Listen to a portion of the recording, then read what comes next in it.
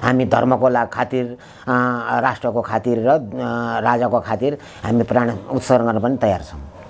यसरी त हजुरको आन्दोलन हिंसात्मक दिशातिर लागिरहेको जस्तो लाग्दैन गुरुदेव हजुरलाई? जसलाई चाहिँ निकालेको छ उहाँलाई चाहिँ बाली गरिसकेपछि अनि उहाँको छोरा, अब उहाँको सेकापछि छोरा आउनुहुन्छ, फेरि छोराको चाहिँ सेकापछि नाति आउनुहुन्छ। हाम्रो परम्परा त छैन त्यो त हाम्रो जसरी भइरहेको थियो पृथ्वीनारायण बडा महाराजको चाहिँ पालादेखि जसरी भएको छ यो राज संस्था चलेको छ त्यसरी चल्छ। अब ज्योतिष शास्त्रले पनि बताएको छ कि चाहिँ एउटा बच्चैमा एकचोटि चाहिँ राजदरबार के अरे राजा हुने, दोस्रोमा चाहिँ बिचमा हुने, त्यसपछि अब अन्तिममा 3 चोटि चाहिँ राजा हुने लक्षण ज्योतिष शास्त्रले नै बताएको छ श्री 5 महाराज सरकारलाई। श्री 5 महाराज सरकारलाई चाहिँ हामीले ल्याएनौँ भने यो देश त हामीले नेपाल भन्न पाइन्न। विश्वमा एउटा चाहिँ हिन्दू राष्ट्र भनेको नेपाल थियो, त्यो त्यसैलाई चाहिँ अस्तित्व नै मेटिएको छ। अनि हामीलाई कसरी हामी सहेर बस्ने, के कारणले सहेर बस्ने, किन सहेर? हामीले राजालाई ल्याउनै पर्छ, कुनै हालतमा पनि ल्याउनुपर्छ यो र चाहिँ त्यसको लागि चाहिँ अब बलिदान दिनुपर्छ भने बलिदान दिने हो।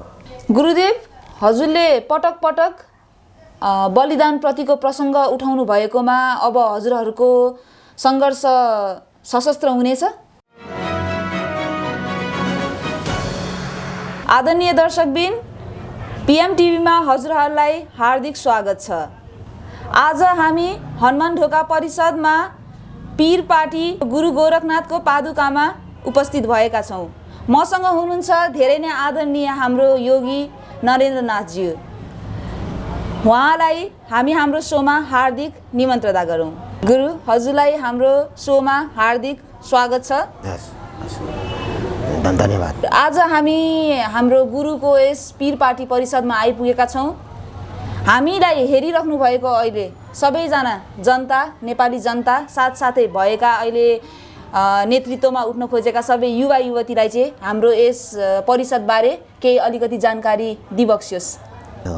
अब म योगी नरेन्द्रनाथ हनुमान ढोका, इन्द्रचोक, काष्ठमण्डप यी तीनरै गोरखनाथको पुजारी भएर बसेको छु। 6 वर्ष भयो यहाँ पुजारी गरेर बसेको। अब यहाँको किन बस्न पर्ने, यहाँ के कारणले भन्दाखेरि मृगस्थलीमा पात्र देवता उहाँ 8 महिना 9 महिना उहीँ बस्नुहुन्छ।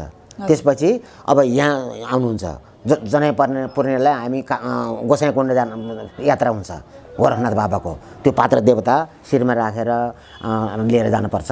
अनि त्यहाँ अब यहाँ रहनुहुन्छ। रहिसकेपछि अनि अब हाम्रो चाहिँ इन्दिरा एकादशीको दिनमा त्यो चाहिँ नि यहाँबाट जानुहुन्छ फेरि गोसाइँकुण्ड गएर जनै पूर्णेलाई त्यहाँ पुग्ने गएर गरिसकेपछि अनि फर्केर आएर अनि फेरि यहीँ बस्नुहुन्छ। बसेपछि अनि दक्षिणकाली सवारी हुन्छ। यो चाहिँ फर्पिङ हरिशङ्करको जात्रा हुन्छ। फर्पिङमा हरिशङ्करको जात्रा हुन्छ।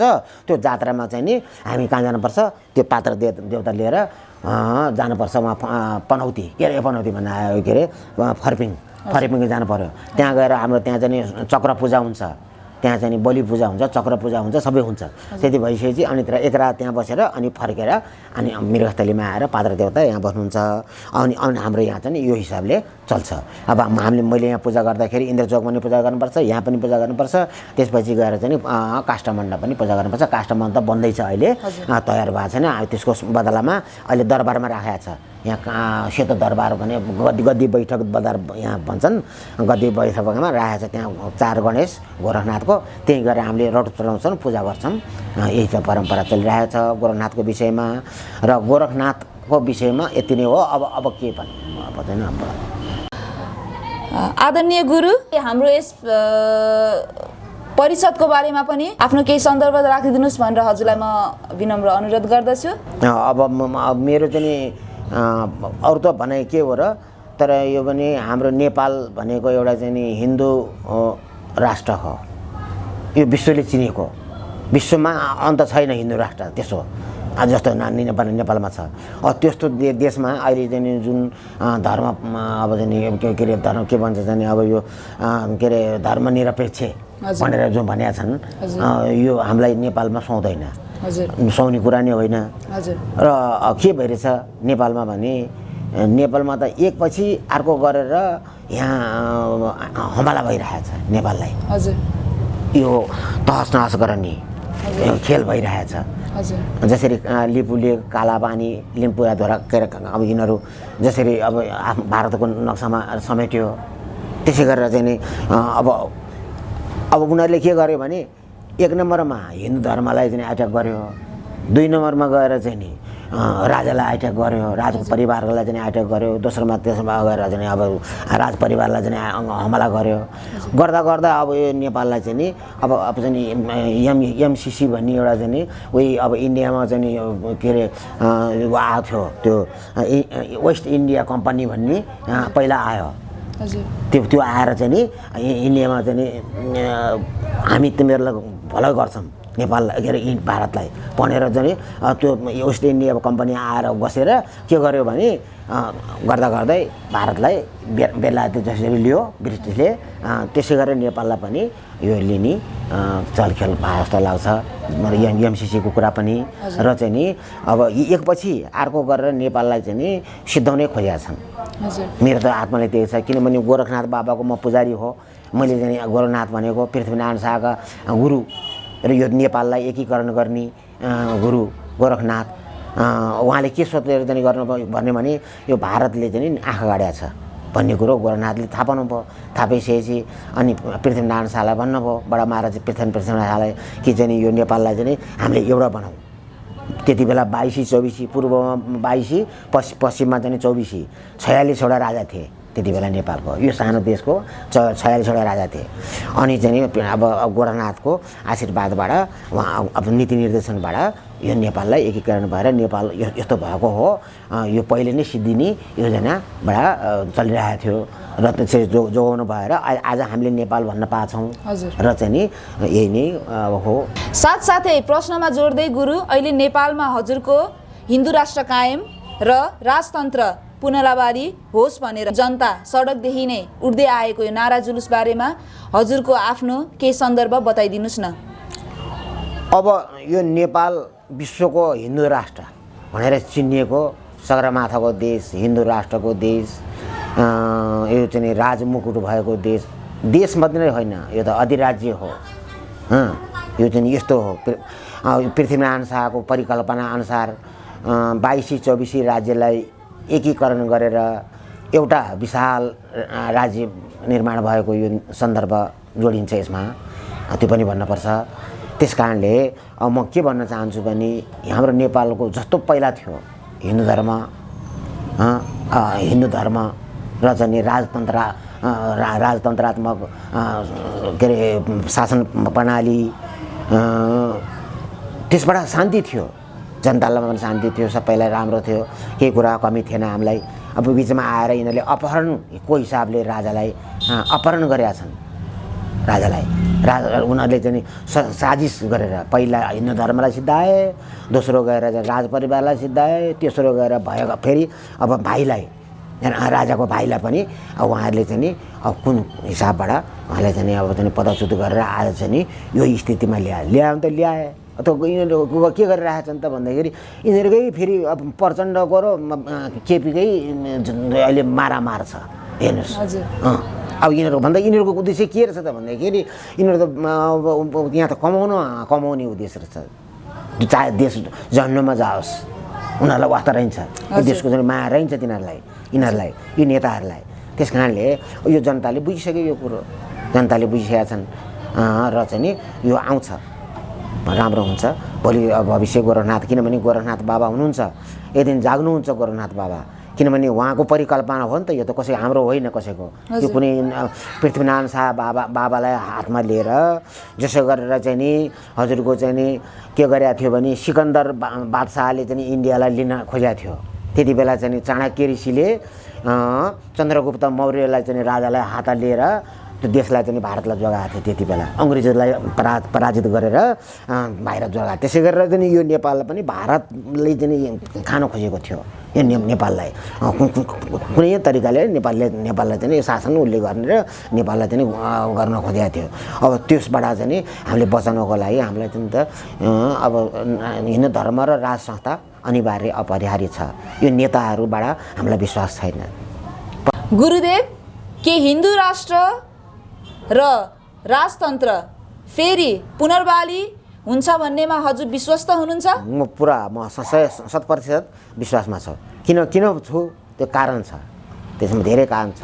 अब कति कारण अघि पनि भने मैले, अब प्रचण्डको प्रसङ्ग भने केपी ओलीको नि कुरा गरेँ र चाहिँ नि यसमा के छ भने हिन्दू धर्म भनेको यो सनातन हो, संस्कृत भनेको सनातन हो, त्यहीबाटै विश्व प्रादुर्भाव भएको छ। यो त पछि आएको हुन्। हजुरको चाहिँ नि मोहम्मदले इस्लाम धर्म गरे, अब जेसस क्राइस्टले चाहिँ नि अब क्रिस्चियन धर्म ल्याए, तर यिनीहरूले पनि गुरु त हिन्दूलाई नै मानेका छन्। पहिला भारतमा घुमे, नेपालमा घुमे, आएर यहाँ बुझे, यहाँको चाहिँ नि जानिसकेपछि अनि उनीहरूले त्यो धर्म क्रिस्चियन धर्म चलाएको हो।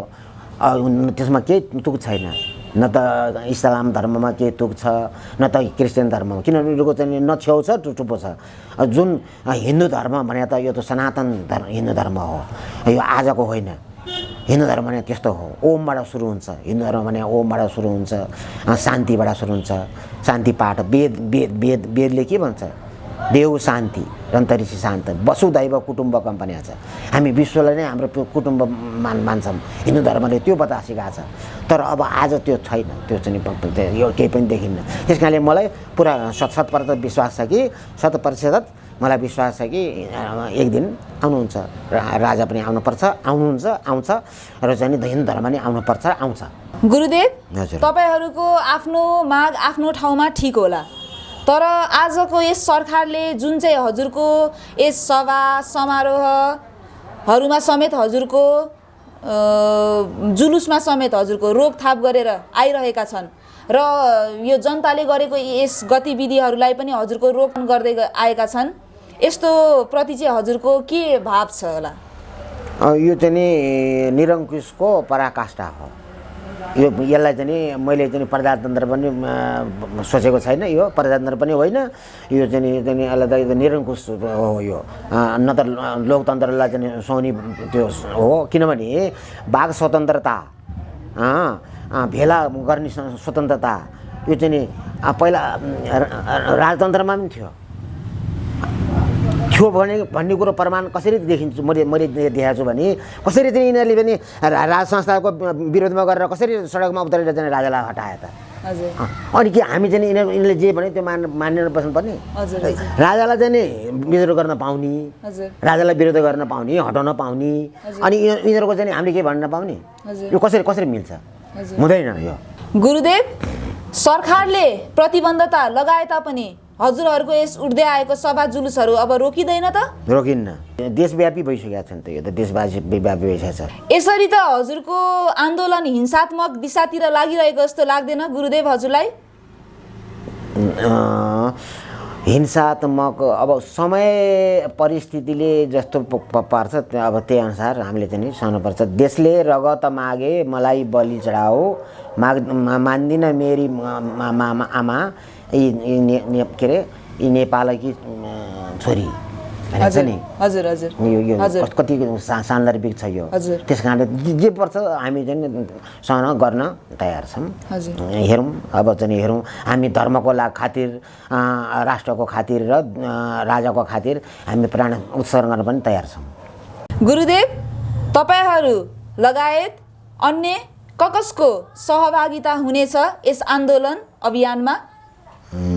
अब यसमा चाहिँ नि नागरिक समाज भनिएको छ, पुरा सम्पूर्ण नागरिक नेपालको नागरिक त्यसमा समावेश रहेछ र चाहिँ नि अब अरू चाहिँ नि शिवसेना लगायत धेरै धार्मिक संस्था पनि यसमा आबद्ध छ। नाथ सम्प्रदाय त छन्, अब गोरखनाथ त अब चाहिँ नि राज संस्थाबाटै अब चाहिँ नि प्रेरित र संरक्षित संस्था हो भन्ने गर्छन् कि सिआइडी पनि हो। यो कान्छिरिया जोगीहरू त राजाको सिआइडी पनि भन्थे पहिला यिनीहरू त्यसो भन्ने पनि गर्थे। त्यस कारणले हामी त आबद्ध छँदैछौँ, त्यो छँदैछ।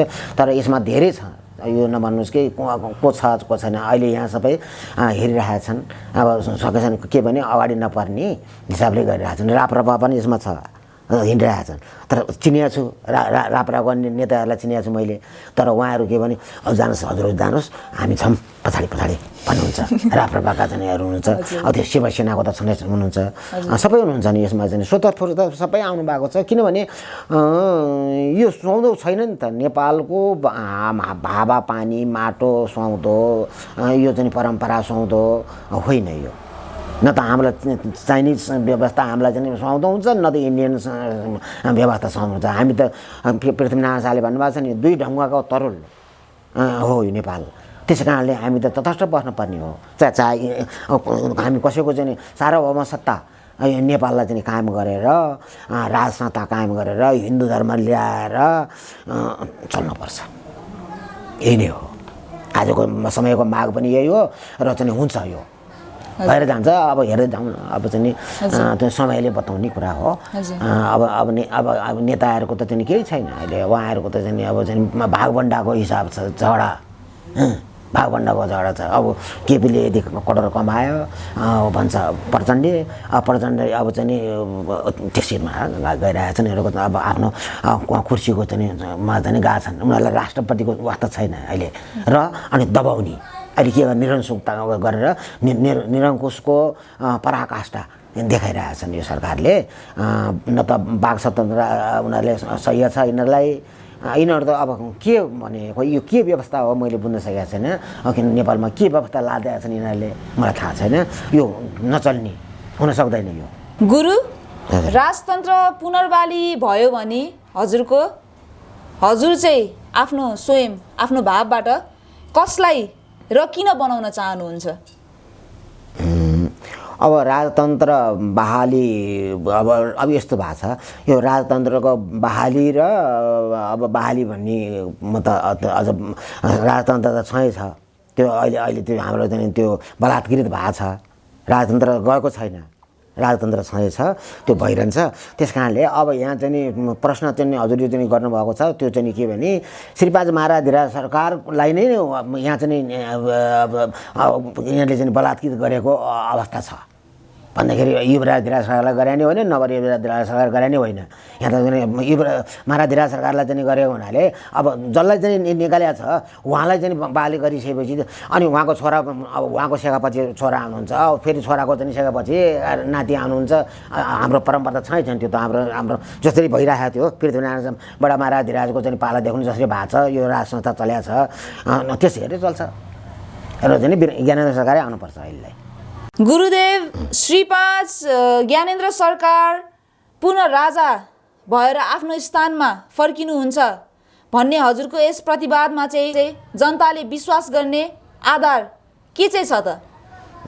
अब ज्योतिष शास्त्रले पनि बताएको छ कि चाहिँ एउटा बच्चैमा एकचोटि चाहिँ राजदरबार राजा हुने, दोस्रोमा चाहिँ बिचमा हुने, त्यसपछि अब अन्तिममा तीनचोटि चाहिँ राजा हुने लक्षण ज्योतिष शास्त्रले नै बताएको छ श्रीपाद महाराज धिराज सरकारलाई। र चाहिँ अर्को कुरा के छ भने अब यो अहिलेको सरकार त मूर्खटा सरकार हो। मूर्खटा भनेको टाउकै नभएको, टाउकै छैन। अब हाम्रो नेपालमा त चाहिँ सधैँभरि राज संस्थाले चाहिँ संरक्षण गरेको, देशलाई संरक्षण गरेको, जनतालाई संरक्षण गरेको त्यस्तो चाहिँ देश हो यो। र हिन्दू गद्दी नसिन राजा श्रीपाद महाराज धिराज सरकारलाई अब यहाँ यिनीहरू साजिस गरेर गएर चाहिँ दिल्लीमा गएर चाहिँ सम्झौता गरेर अब चाहिँ नक्कली माओवादी बनेर गरेर यिनीहरूले चाहिँ र यसलाई चाहिँ समर्थन गर्ने फेरि यो अब चाहिँ काङ्ग्रेसहरू भए, एमालेहरू भए गरेर अब अहिले के भइरहेछ हेर्नु न। अब चाहिँ श्रीपाद सरकारलाई चाहिँ श्रीपाद महाराज धिराज सरकारलाई चाहिँ हामीले ल्याएनौँ भने यो देश त हामी नेपाल भन्न पाइन्न। अनि के हुन्छ त? अब त्यसको त्यो आधारले पनि हामीले राजालाई ल्याउनै पर्छ, कुनै आधारमा पनि ल्याउनुपर्छ यो। र चाहिँ त्यसको लागि चाहिँ अब बलिदान दिनुपर्छ भने नि बलिदान दिने हो। त्यसरी हावाको झोका पछि हट्दैन, त्यसै गरी यो झोका चाहिँ पछि हट्नेवाला छैन। हेर्दै जाउँ, अब त्यो देखाउँछ, हामी देखाउँछौँ सबैजना। हामी दृढ निश्चय छौँ श्रीपाद महाराज धिराज सरकारलाई पुनर्बहाली गराएर छोड्छौँ। गुरुदेव हजुरले पटक पटक बलिदानप्रतिको प्रसङ्ग उठाउनु भएकोमा अब हजुरहरूको सङ्घर्ष सशस्त्र हुनेछ? धन्यवाद। अब यसमा के छ भने समयले अब हामीलाई परिस्थितिले कहाँ लान्छ, कुन मोडमा लान्छ, त्यही अनुसार चल्ने हो। यही हो मेरो चाहिँ धारणा यही नै छ कि जस्तो परे पनि हामीलाई अन्याय परेछ। हेर्नुहोस् अहिले के भएको छ भने देशका जनता हाँसिरहेका छन्, नेताहरू हाँसिरहेका छन्, राजाहरू राजपरिवारलाई रुवाइरहेका छन्, राजपरिवार रोइरहेका छन्, अरू चाहिँ नेताहरू हाँसिरहेका छन्, जनताहरू हाँसिरहेका छन्। राजपरिवारलाई उहाँले बस माग गरेको छ त जसले चाहिँ त्यति चाहिँ अब ज्ञानेन्द्र सरकारले चाहेको भएदेखि कति मान्छे चाहिँ रक्तपात हुन्थ्यो। अहिले उहाँले चाहिँ किन छोडिदिनु भयो? किन मेरो जनता मेरो छोराछोरी हुन् भनेर उहाँले सोची बस्यो मायावती सरकारले। र उहाँले चाहिँ ल ठिकै छ, ल जनता मारेर मलाई मेरो चाहिँ राजाको पद मलाई चाहिन्न। जसरी त्रिभुवन सरकारले चाहिँ आफ्नो राजपाठकै चाहिँ बाजी लगाएर इन्डियामा गएर चाहिँ राणाको चाहिँ पालामा इन्डियामा गएर बसेर चाहिँ उहाँहरूले फेरि आफ्नो उ गर्न भयो। त्यति बेला पनि ज्ञानेन्द्र सरकार राजा गद्दीमा राखेर उहाँ चाहिँ जानुभएको थियो। भन्दाखेरि यहाँ त यस्तो प्रश्न त यस्तो छ नि त हजुर, के छ भने हाम्रो यो देशको कुरा प्रश्न छ, राज संस्थाको कुरा छ, धर्म नीतिको कुरा छ, हिन्दू धर्मको। हामी त यो कस्तो भने विश्वमा एउटा चाहिँ हिन्दू राष्ट्र भनेको नेपाल थियो। त्यो त्यसैलाई चाहिँ अस्तित्व नै मेटिएको छ। अनि हामीलाई कसरी हामी सहेर बस्ने? के कारणले सहेर बस्ने? किन सहेर बस्ने? के अब कोही सिक्किम बनाउन चाहन्छ भने के हामीले सिक्किम बनाउन दिने नेपाललाई? हामी त दिँदैनौँ। त्यसको लागि चाहिँ नि म त गुरुको हैसियतले बोलेको हो। तर परिआयो भने हामी जे पनि गर्न सक्छौँ, जे पनि गर्छौँ। गुरुले सहने कुरा जुन चाहिँ गर्नुभयो त्यसमा चाहिँ हजुरको मैले एउटा आफ्नो एउटा भावमा चाहिँ रिलेट गरेर एउटा भन्दाखेरि जुन चाहिँ हजुरको हाम्रो श्री 5 धिराज सरकार पृथ्वीनारायण शाहले पनि एकीकरण गर्नुभएको हाम्रो देशमा चाहिँ अहिले जहाँ चाहिँ हजुरको गुटबन्दी लुटबन्दी होइन टुटबन्दी हजुरको जहाँ चाहिँ हजुरको राजनीति नै छैन। एउटै परिवारमा हेरियो भने पनि हजुरको 4-5 जना सदस्य छन् भने चाहिँ 4-5 जना सदस्यमा 4-5 वटै पार्टी छन्। लगायत हजुरको देशमा पनि अहिले त्यस्तै भएको अवस्था देखेँ मैले, जहाँ चाहिँ हजुरको एउटा राजा हुनुपर्ने ठाउँमा चाहिँ हजुरको 100 जना नेताहरू आएर चाहिँ हजुरको 100 वटा ठाउँमा कब्जा गरेको। यस सन्दर्भबारेमा चाहिँ हजुरको आफ्नो एउटा केही भाव सुझाव अन्त्यमा राखिदिनुहोस्। त्यसै कारणले त मैले भने नि मुर्खटा सरकार यो टाउकै नभएको सरकार मैले भनिहालेँ नि। अब टाउको नभएको मुर्खटा सरकारले अब कुरा के गर्ने? उहाँहरू चाहिँ घटिया राजनीति चालमा हिँड्नु भएको छ। उहाँहरूलाई थाहा छैन राजनीति भने के हो, धर्मनीति भने के हो, देश के हो। उहाँहरू त के चाहिएको छ भने आफूलाई चाहिँ उहाँहरू आफ्नो पद कुर्सीको लागि लडाइँ गर्नुभएको छ। अब उहाँहरूको कुरा के गर्ने? त्यस कारणले म भन्छु के भने हामीले जसरी हुन्छ नेपाललाई चाहिँ जोगाउनु परेको छ यहाँ। किनभने हामी बुढा भयौँ। अब हामीले चाहिँ अब हामीले छोडिदियौँ भने त हाम्रो छोरा नातिहरूले पनि त उनीहरूले त नेपाली भन्न पाइन्न, उनीहरूले पाउँदैनन्। त्यस कारणले हामीले चाहिँ यो त यो व्यवस्था र यो चाहिँ प्रक्रिया नै उल्टो छ। पृथ्वीनारायण शाहको उद्देश्य गन्तव्यको बाटो पृथ्वीनारायण शाहको चाहिँ धारणा गोरखनाथ बाबाको चाहिँ धारणा के थियो त? यो नेपाललाई जोगाउने हिसाब थियो। यो नेपाललाई चाहिँ जोगाउने हिसाब थियो नेपाललाई। त्यसको लागि चाहिँ हिन्दू धर्म राख्ने हिन्दू धर्म, त्यसपछि गएर राज संस्था यो चाहिँ हामीलाई अपरिहार्य छ, चाहिन्छ। हाम्रो नेपालमा मात्रै भएर राज संस्था सबै छ नि। कति अहिले हेर्ने हो भने गणतन्त्रभन्दा राजतन्त्र धेरै भएको देश छ। तपाईँ हेर्नुहोस् अब गल्फ कन्ट्रीतिर हेर्नुहोस्, त्यसपछि गएर चाहिँ अब जापान हेर्नुहोस्, बेलायत हेर्नुहोस्, डेनमार्क हेर्नुहोस्, अरू चाहिँ अब गल्फ कन्ट्री त झन् बादशाही नै छँदै छन्। त्यस कारणले चाहिँ हाम्रो नेपालमा मात्रै हामीले माग्यो भने नि त राज संस्था त यो राज संस्था धेरै ठाउँमा छ नि। त्यस कारणले अब चाहिँ गणतन्त्रै आएरै देश स्वर्गमा पुग्छ भन्ने त्यो चाहिँ भरम त देखिहाल्यो नि हो गरे हामीलाई चाहिँ झुटो आश्वासन बाँडे नेताहरूले गर्नु गरे हामीलाई झुकाए राजालाई चाहिँ राजालाई र जनतालाई चाहिँ फुटाए अब यतिर राजालाई जनतालाई पन्छायो यतिर राजालाई पन्छाएर चाहिँ धर्मलाई एकतिर चाहिँ गरेर त्यो यस्तो गरे हुनाले यो चाहिँ हुँदैन यस्तो चाहिँ गरेपछि चल्दैन यो चाहिँ अब राम्रो लक्षण हुँदैन हामी चुप रहेर बस्न हुँदैन यो कुरामा भन्ने मेरो धारणा त्यही हो र त्यसको लागि हामी सडकमा नि हिँडेका छौँ सदनमा जहाँ परे पनि हामी जे परे पनि गर्छौँ हेरौँ अब चाहिँ भगवानको पनि हात हामीलाई चाहिन्छ सहयोग चाहिन्छ भगवानको चाहिँ साथ चाहिन्छ किनभने बिना भगवानको चाहिँ सहयोग त केही पनि हुँदैन यही हो गुरुदेव अन्तमा जाँदा जाँदै हजुरलाई आफ्नो एक प्रसङ्ग राख्दाखेरि चाहिँ अहिलेको यस आधुनिक संसारमा चाहिँ बदलिँदो यस युवा युवतीको मनस्थिति र हजुरको एउटा धर्मनीतिमा चाहिँ हामीले कसरी चाहिँ हजुरको सकारात्मक सोच लिएर आउन सकिन्छ होला धन्यवाद अब यसमा चाहिँ के छ भने अब संस्कृत भाषा जननी हो भनेर हाम्रो गुरुजीले पनि बताउनु भएको छ त्यो संस्कृतबाट अहिलेको समाज विचलित भइरहेछ हाम्रो चाहिँ हिन्दुत्वबाट विचलित भइरहेछ संस्कृतिबाट विचलित भइरहेछ अब अहिले त के छ भने इङ्ग्लिसको बोलबाला र इङ्ग्लिसै अब अहिलेको चाहिँ फेसन हेर्दाखेरि पनि जे हेर्दाखेरि पनि अहिले अर्कै अब चाहिँ यो इङ्ग्लिस्तान पहिला नेपाल हिन्दुस्तान थियो अहिले इङ्ग्लिस्तान बन्दै बन्दै गइरहेको जस्तो मलाई चाहिँ आभास हुन्छ किनभने युवाहरूको चाहिँ धर्मपट्टिको आस्था ह्रास हुँदै गइरहेछ युवाहरूको चाहिँ त्यो धर्मपट्टिको चाहिँ हिन्दू धर्म हाम्रो चाहिँ यो परम्परा अब जुन हाम्रो चाहिँ एउटा संस्कार हिन्दू संस्कारबाट विहीन हुँदै गएको स्थिति मैले देखेको छु र चाहिँ नि यो अवश्य पनि राम्रो कदम हुँदैन किन हुँदैन भने हामी हिन्दू हौँ पक्कै तर हामीलाई चाहिँ आफ्नो के भनेको छ भने गीतामा भगवान् कृष्णले त्यसमा चाहिँ के भन्नुभएको छ भने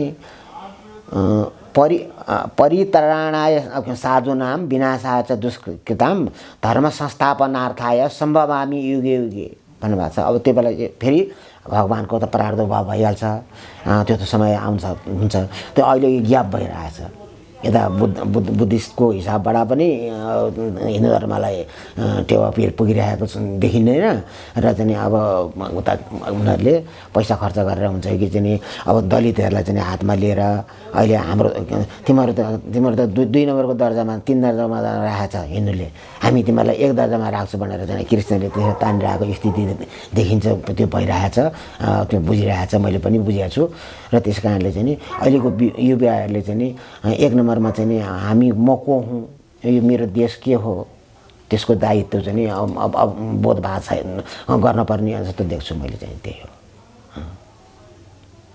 उहाँहरूले युवाहरूले चाहिँ गर्नुपर्छ त्यो चाहिँ नि अहिले बदलिनुपर्छ जाँदा जाँदै हाम्रो आदरणीय यस पीर परिषदमा रहनुभएको श्री गुरु योगी नरेन्द्रज्यूलाई आफ्नो अमूल्य समयको यस सन्दर्भको लागि हृदयदेखि नै म धेरै नै नमन गर्न चाहन्छु धन्यवाद र दर्शकबिन जाँदा जाँदै अब चाहिँ गुरुले भनेको आफ्नो सन्दर्भलाई पनि राख्दै म के भन्न चाहन्छु भने सबैजना नारी जात पनि आफ्नो अधिकारको लागि अगाडि बढौँ र नारी मात्र नभएर युवा युवतीहरू सबैजना आफ्नो नेतृत्वको लागि र स्वयं गुरुले भन्नुभएको नै आफ्नो एउटा मनोस्थिति र आफ्नो एउटा धर्मनीतिमा एउटा सुधार गर्नलाई चाहिँ आफ्नो एउटा स्वयं मनोबल र आफूले आफैलाई नै चिनेर आफ्नो देशलाई जोगाउनलाई अगाडि बढौँ नेपाली गोर्खाली भने चाहिँ अन्त्यमा वीर गोर्खालीको जस्तो सान लिएर आफ्नो मैदानमा आफ्नो स्व अस्तित्व लिएर अगाडि बढौँ जय जय गोरख जय जय काली।